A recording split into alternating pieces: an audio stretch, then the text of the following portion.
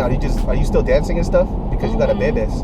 Yeah, I started a month after I gave birth. Damn! Yeah, I was crazy. I was wearing diapers and shit and stuff.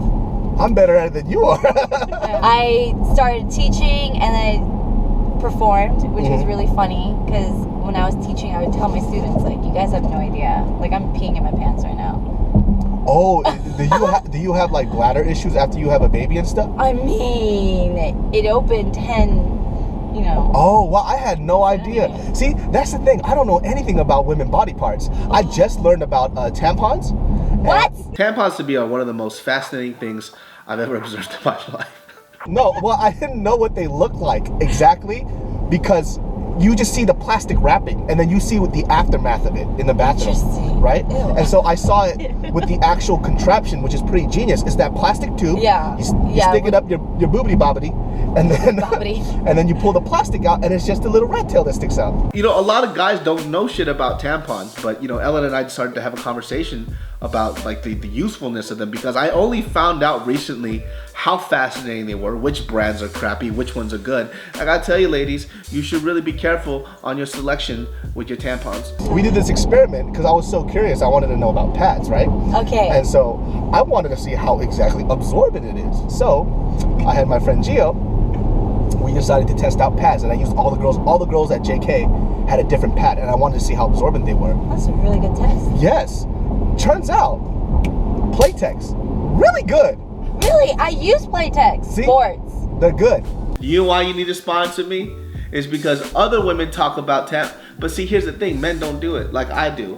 We as men have to go ahead and tell the women's about which ones we like so we could just go ahead and, I don't know what the fuck I'm saying, just sponsor me, I need money. I had a friend long time ago that found 2 of them up there.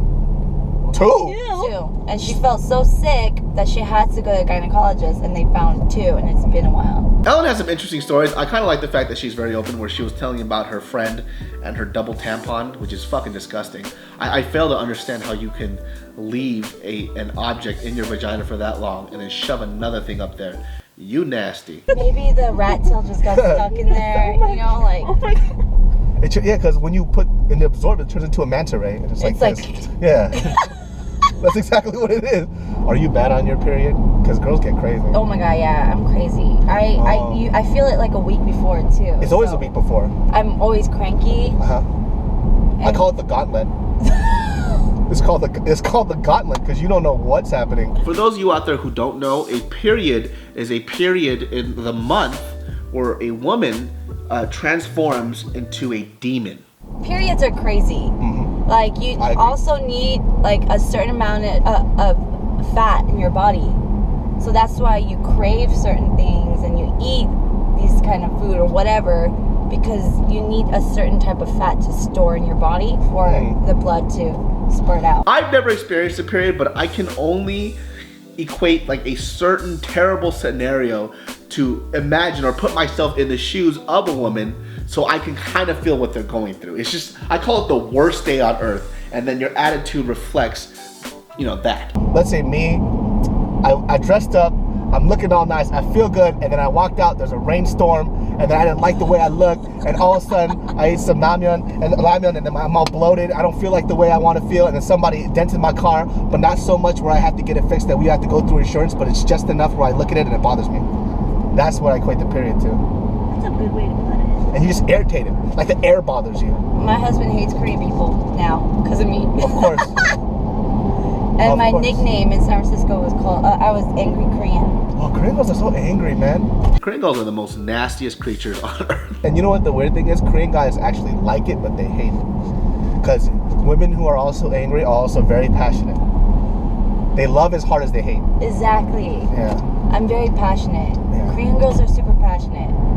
That's a really good way of saying it. I'm going to say that to my husband. They're all extremes. Extreme anger, extreme sadness, extreme happiness. They love you hard, but at the same time, if you sleep, they will stick a kimchi knife in your back. I don't even know what a kimchi knife is. I just made that shit up.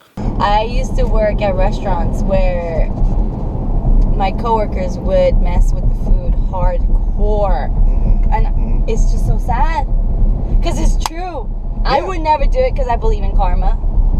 but like my friend hawked a loogie in a mashed potato one. But I think the reason why waiters do that because they're forcing their karma onto that bad person. Okay. So that's karma to them. Like, because you mistreated me, this is karma coming back at you, so they spit in their food. I don't know about that. I think so. Yeah, but that's how karma is though, right? I don't know what karma is. The universe, whatever you put back out, will come right back to you. They just happen to be the enforcer. But that would mean you would be the universe. Exactly. But that's what happens. Like, who's gonna put the karma in then? Jesus. I'm karma. Oh my gosh. I became karma when people started fucking around. Like, you did me wrong, now I have to be Mr. Karma. That is not it. And now I have to... You don't take the control. That's called revenge. Yes. Isn't that what karma is? Thank you. Isn't No. that what karma- But karma... So, what is karma then? Because I have a complete... What's karma? You do bad, you get something bad. Exactly. Ellen's idea of karma is just like everybody else's, where you kind of sit around and you wait for the whole universe to balance itself. But my point is that you need somebody to balance it, so I am karma. But let's say, okay, so somebody did something bad to me. I'm a waiter, right? Mm-hmm. And then we say, karma's gonna get them, and then a different waiter spits in his food. So that's karma then? Yeah, and that waiter's gonna get karma. It's just this whole karma concept's all messed up. I like my system. Well, my concept of what karma was is apparently it's completely wrong, because in the car, she and I were talking about, you know, basically what you give is what you get. And I personally thought karma was this thing where if something's done bad to me, like for example, let's say you step on my foot, it's completely warranted for me to get a spear and throw it in your eye. You don't know what karma is.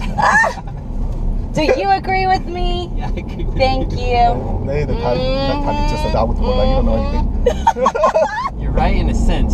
He pushed you, you push him back. That's his karma. But now you get karma. So he like keys your car. Now you got karma. And then maybe you slash his tires. So basically, karma is saying that the world will balance itself. Yes. You just gotta let it happen. Yes. Oh, that's so hard. Oh, it's so hard. That's very hard. The best version of karma is Korean karma. And basically, if you aren't Korean out there, there's an old Korean saying, it goes, if you hurt me first, I hurt you right back, you motherfucker shipsteki. I don't think karma and Korean people work. It doesn't work. Revengeful people. Yeah, karma? Karma가 뭐야, 이씨. I